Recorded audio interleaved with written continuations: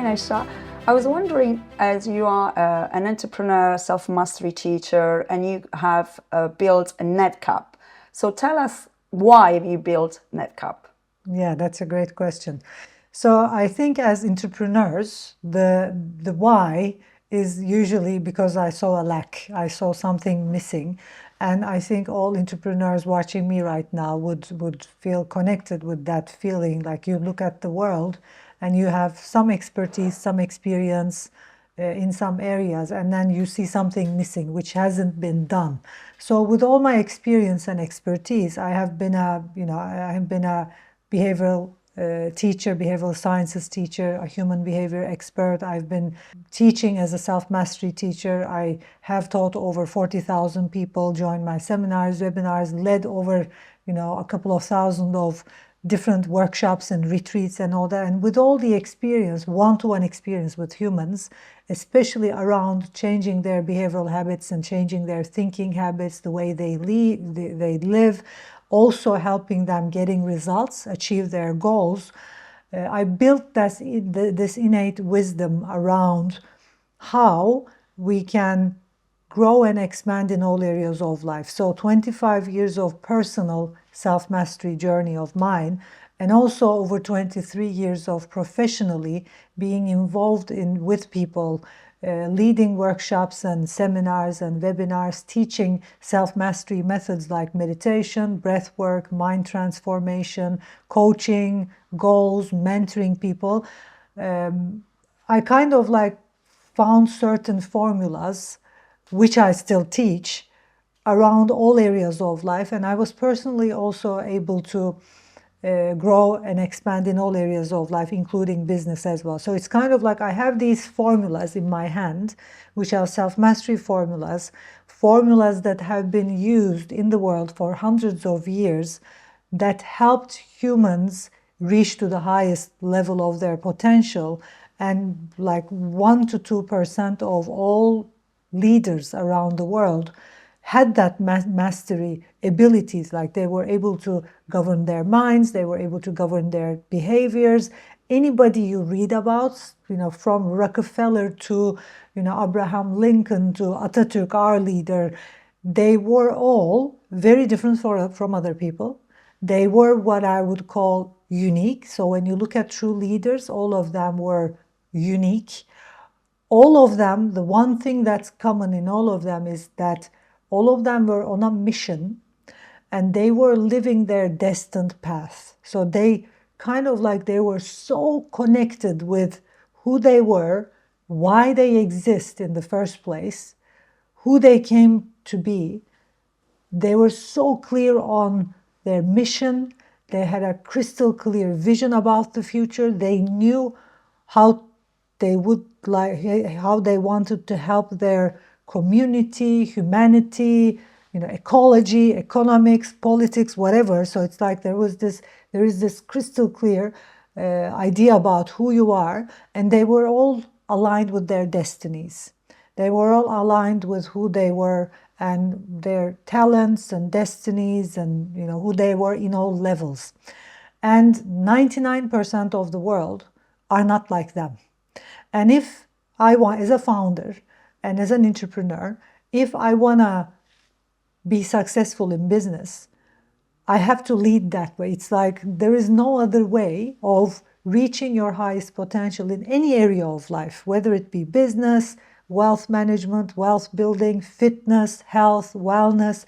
It's like people watching us, if you're interested in the top level of humanity, which is called telos in Greek mythology, which means God's self, where you literally go beyond physical limits and reach to your highest potential in your mental capacity, in your physical capacity. And we've been reading this in books, and there are films about it, movies about it. I usually, like in my TEDx talk, I gave the example of the movie Naiad, which, a woman who swam across the ocean for days, and she literally swam from Cuba to Miami after she was 60, after she turned 60, and she reached her goal, which she set for herself in her 20s, in her 60s. And people were asking her, like, how did you do that? Well, how could you reach this goal? You couldn't reach this goal when you were in your 20s, but now you're over 60. And she was like, my body was strong when I was 20, but now my mind is stronger.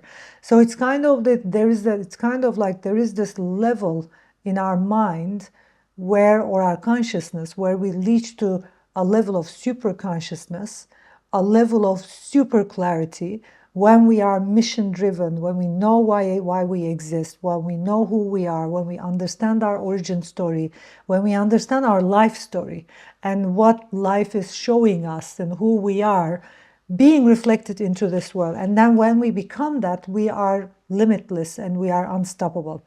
So on top of this, so I've been helping people, thousands, reach to that level of potential. Of course, not everybody reaches to that level, because it also depends on how much dedicated and disciplined you are on the self-mastery path. Like, I'm a teacher and I teach methods, and I've been teaching methods, but then again, how many hours you work with these methods and how much you focus on them and how much you're disciplined at all. The results depend on how much you use the methods. Like, for example, with meditation, if I practice the meditation method I've been practicing, classic Vedic meditation, every day 2 times, like you did as well, you are going to start seeing immense changes in your life.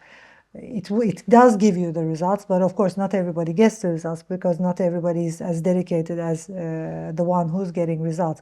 So with that wisdom and knowledge, on top of that, I'm an investor. I also built my own startup. I'm a serial entrepreneur. I built my first company when I was 25.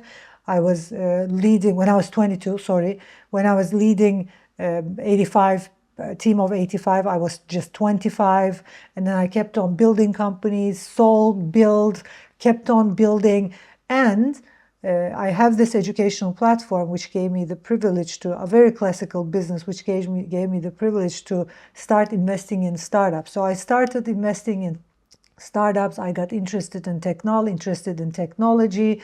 And with that, I kind of, like, with my own startup, being in that startup community, I started joining events, Tech Week and this and that. I started being a speaker at those events. And so with all that experience in the past 6 to 7 years, I started realizing that there are a lot of accelerators, business accelerators. There are a lot of incubators in this space. Lots of VCs and investors and angel investors and LPs and GPs and all that. Great. And they usually talk about the fact that only 1%, and it's the same exact number. It's like I'm saying only 1% of the world population are true leaders, are people who tap to their telos, God's self. And in the startup world, it is being said that only 1% of the startups succeed and the 99% fail. So it's kind of like there is a correlation over there. And when you truly examine, and what I did is, because my background is being a teacher, and I'm still a teacher, I think being a teacher is like my first biggest mission, or that's kind of like who I am. That's the one hat I can't take off. I am a teacher, period. And no matter what, even in this conversation, I'm still teaching. It's like, I can't help it. It's like a teacher. And then on top of that, I'm an entrepreneur, investor, a mother, a wife, or whatever, friend, whatever, everything is just around that. So being a teacher, of course, and being so interested, like the reason why I became so successful, popular as a teacher, is because I'm personally very much interested in human evolution. I'm personally very interested in, okay, how can we master all areas of life? Because I knew since I was a child it was possible. I knew that it was possible. I was going to be able to just be on top of my life. Wealth, health, fitness, marriage, relationships, leadership, like I wanted it all. And I knew it was possible. I just had to find the ways. And that was kind of like my path. And because I am personally interested in human behavior and self-mastery, as I started getting more and more involved with startups, investing, speaking with the founders, joining pitch events and listening to founders, listening to presentations, or watching presentations, and also, joining webinars and all that.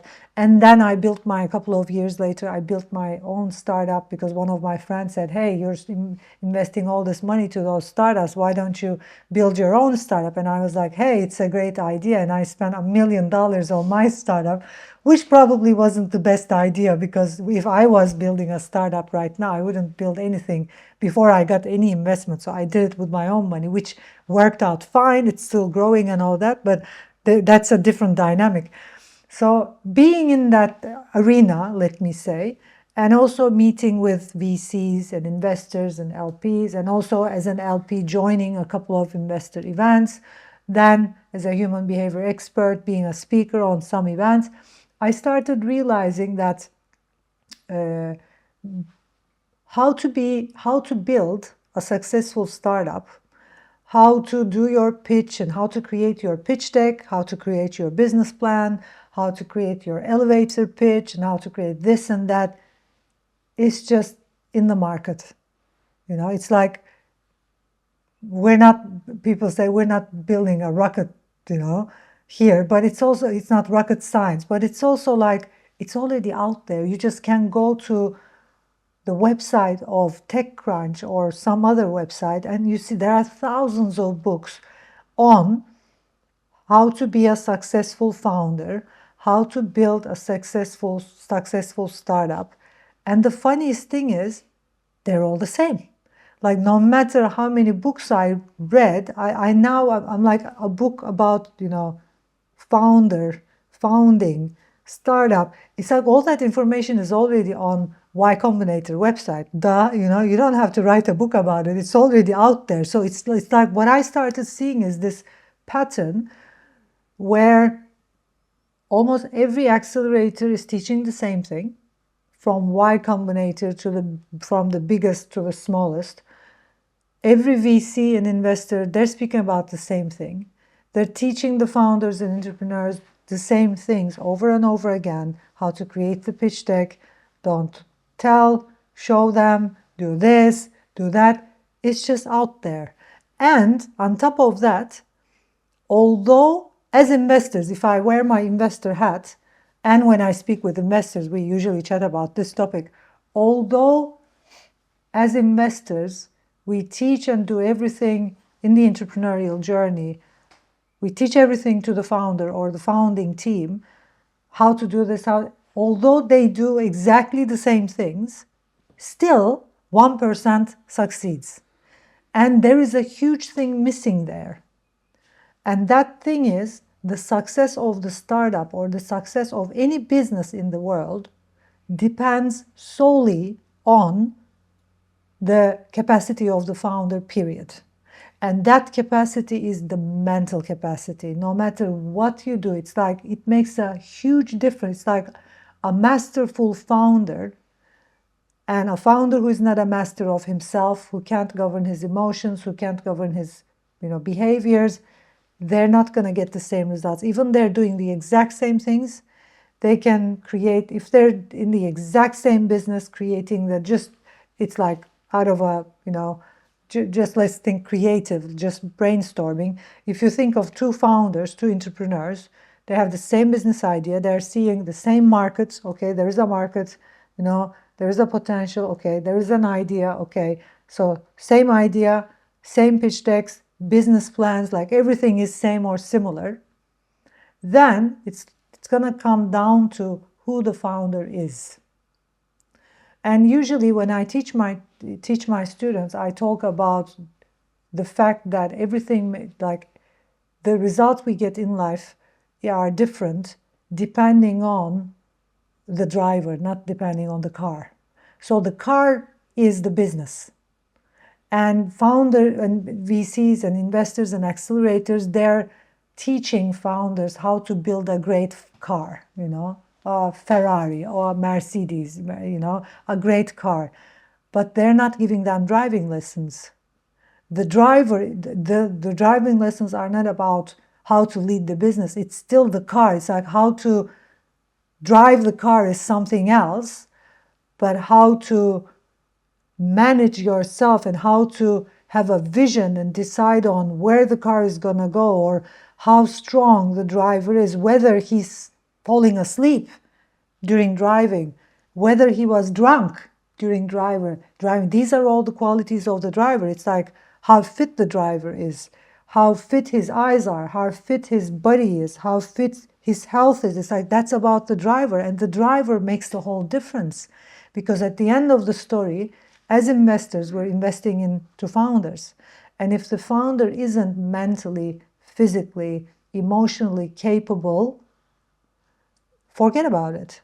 And I've been seeing this over and over again. And interestingly enough, in a lot of accelerators, I joined a webinar of, I'm joining webinars just to see what's missing, what people are talking about. I join regular webinars of Y Combinator, other accelerators, and I listen to the topics being covered. I look at their websites. It's very interesting. Although investors and accelerators or incubators know this, although they keep on suggesting, for example, methods for mental health, like although they suggest meditate and rest and have a community and this and that, it's so shallow, and they'll just, but it's not that simple. It's like you just, it's like it's already out there as well. It's just classic. It's just, I don't know how to put it, but it's like it's already in the market. We know that meditation will help. Who is teaching that meditation? Like there are only a couple of classic Vedic meditation, real meditation teachers in the world. So it's like just telling them go and learn meditation won't be enough. It's like, what are you even talking about? Or telling them, okay, be mentally strong. Yeah. How? Okay, I know that. It's like, I know I have to be mentally strong, but how? So there we come into the picture, because I did such a not big, but such a long research with my own experience as well, and saw that over and over and over again, it's just out there how to build a successful business, how to build the Ferrari. Okay, it's just done. We know how to create a pitch deck. We know how to create a business plan. We know how to be, but then again, the entrepreneurs do the exact same thing. But when you go to a pitch day, it's like, even though they are the exact same, even though these people are in the same accelerator, the way they pitch, the way they talk, depending on who they are, their mental capacity, their charismatic way of being, it's about your being, is different. So although we teach the founders the exact same things, they are not getting the exact same results, because only masterful people will get results in the end of the day. And that's been going on for ages. When you look at history, people who mastered themselves got results. So founders who mastered themselves will get results, the rest won't. So I was like, okay, I found something, brilliant. And I was like, because as an investor, I had some disappointments as well, because when you're investing in startups, you can lose all the money, and I did lose all my money because a founder decided he can't just go on anymore, and he just isn't. It's like, as a founder, in my own experience as a founder, if you don't give up, the company keeps on growing, because you will pivot, or you will change the trajectory, you will try other stuff. If you don't give up, the business doesn't fail. Maybe it takes 10 years, maybe it takes 15 years, but it keeps on growing, and then it becomes a meaningful and sustainable business model. So I can't emphasize at that level, I can't emphasize the importance of being crystal clear on a mission. Because when we ask the question, okay, which founders quit or which founders crash? Because I have personally seen a couple of founders crash. I have personally seen them saying, I give up. I can't go on anymore. And I have personally seen the individual, the founder, crash with all that stress and with all that. So there are two things about that, being mission driven. So one thing that's not being talked about in the startup world. So when you join startup events and listen to founders, most of the founders speak about the fact that entrepreneurial journey is a very tough journey, and you hear most of them saying things like it rains shit on you the whole day, the whole time, and after a while you get used to it. So when I hear this as a human behavior expert and a self-mastery teacher, when someone says something like this, when someone says it was a tough path, what I hear with all my experience is you started the business with a distorted mindset. You were so disaligned with your destiny and big why that life kept on creating challenges for you. Because if you are not who you are, if you're not following your original path, if you are not aligned with your destined path, because the universe wants us to be who we are and to be aligned with our destined path, the universe will keep on creating challenges. The challenges, the symptoms, sicknesses, like if a founder on her way or his way of building something amazing is getting sick, there is a problem. Because you don't. If you are fully aligned with your mission, if you are mission driven, why I know this is because I'm experiencing it. I'm almost 50 years old. My genetics is around 25, 30. My regeneration is faster than any other lady who is 50 years old. I don't get tired. I don't get sick for over 20 years because I'm so inspired and I'm experiencing my life and I'm creating my businesses with this inspiration, clear mission. I'm just clearly experiencing my God self, being at the top level of my capacity. So when you look at founders, most of them talk about the problems, the challenges, how they were suffering.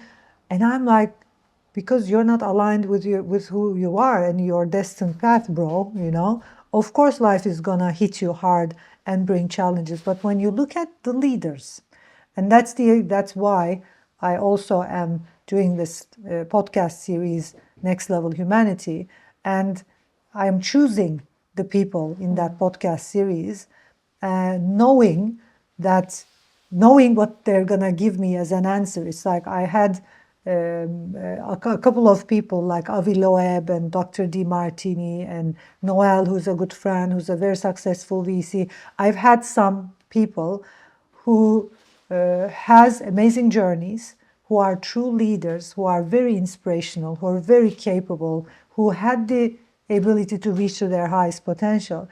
And when they talk about their journeys, how they made things happen, when you listen to, for example, Dr. John DiMartini or Avi Loeb or any other individual who's highly successful in their own path, what you hear about their story is it was easy and opportunities followed me. You hear words like, I don't know how it happened, but happened. I was at the right place at the right time, meeting the right people. And that's kind of like the thing. It's like when we are mission driven. So if people are really truly mission driven, they don't experience the challenges or the problems other people have. If you lead your business with a conditioned mind, if you build a business with a conditioned mind, if you have distorted perceptions, and if you're not fully aligned with who you are going to face with thousands of challenges, and you're going to be talking about the founder path being tough and hard and shit raining on you. The good news is that it doesn't have to be like that. The bad news is you have to work on your mind because your mind is creating all those illusionary challenges, and that's why you are not successful. When you look at truly successful leaders and founders even right now, like from Elon Musk to Jeff Bezos right now who are alive, to Bill Gates, you see that they are inspired and it's just easy. It's not a hard journey.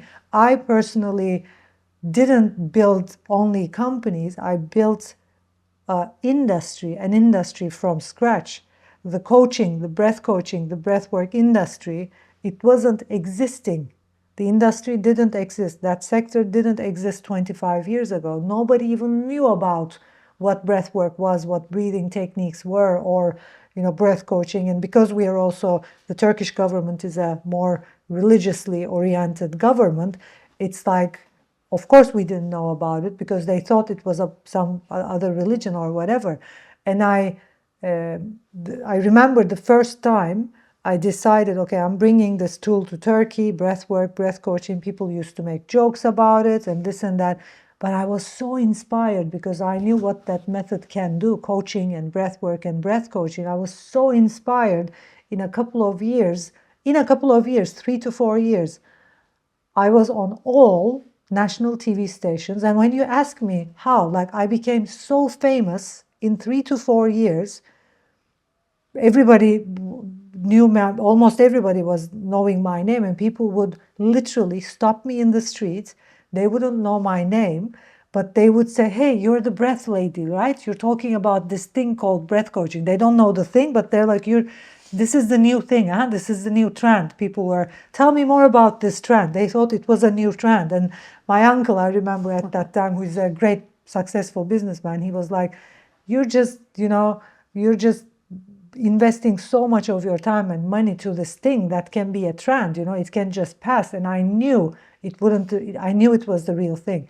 So it just happened by itself. I became so famous. I was on all national TV stations. I was on all newspapers. And when you ask me today, and then I created a whole industry, not one business, but over 2,000 businesses from scratch, where nobody even knew about breathing and breath work and breath coaching. I helped over 2,000 breath coaches get certified, build businesses. Now there are over 5,000 breath coaches in Turkey, and they're doing great with their businesses and everything.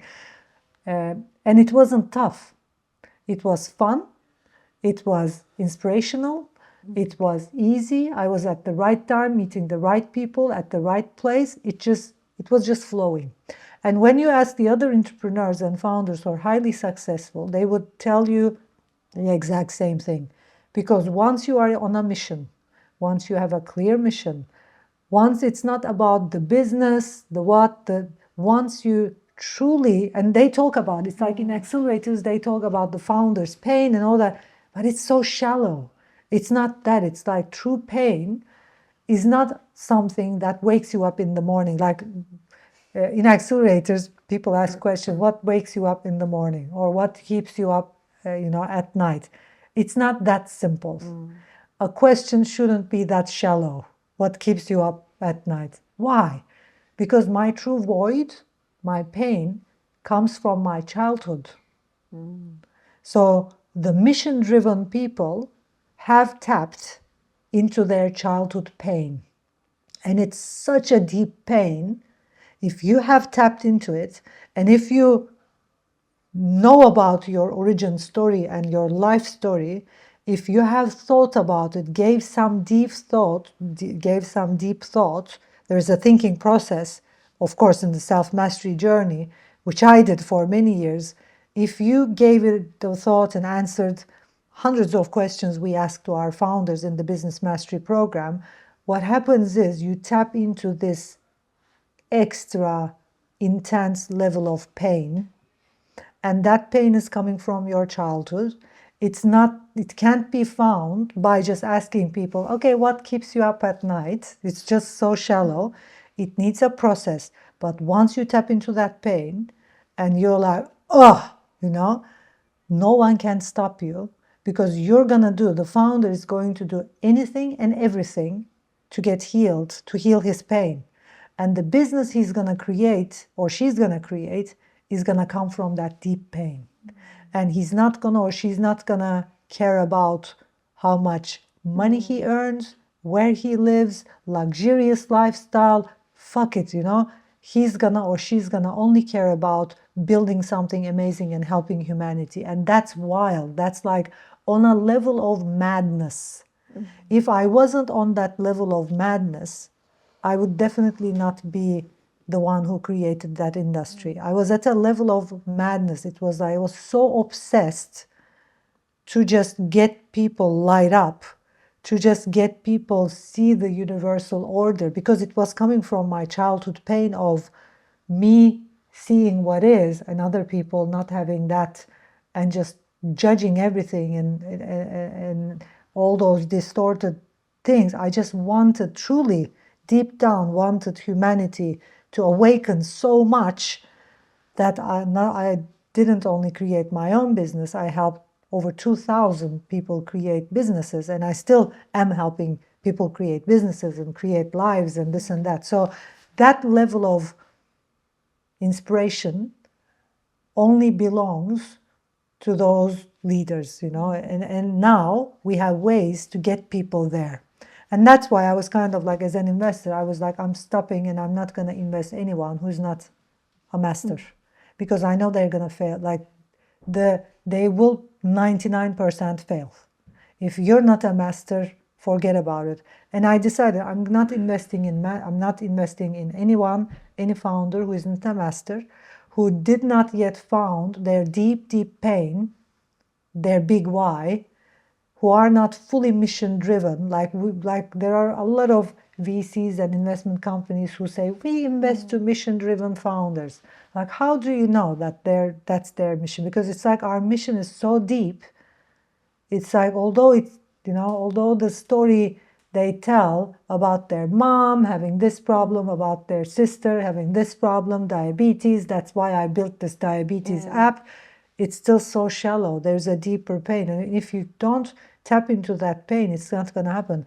Like now, when I look into the entrepreneurial journey and the founders, like I clearly see like Elon Musk, who is right now probably one of the most successful founders in the world, and he will be in history, who is literally changing the world, how the world is operating, and he will keep on. He did tap into his childhood pain, and he talks about it in the book, for example, which was written about him. Like, and I have a sense, because I'm living my life at that level, he has the ability to keep on tapping to that childhood pain, and that's why he's unstoppable. And the other founders, you know, Zuckerberg or other ones, like they are the ones who know themselves, who know their big, deep void inside of them, and that's why they are here to change the world. And a true entrepreneur is here to change the world. A true entrepreneur is not here to build a business. Yeah. That's why people are mistaken, because founders think it's about building a business, it's about earning money, living luxurious lives.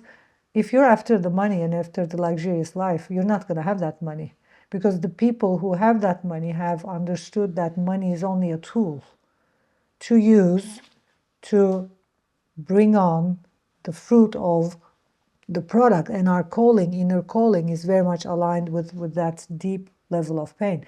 So I'm after helping entrepreneurs tap into that pain, tap into that void, so they find their thing.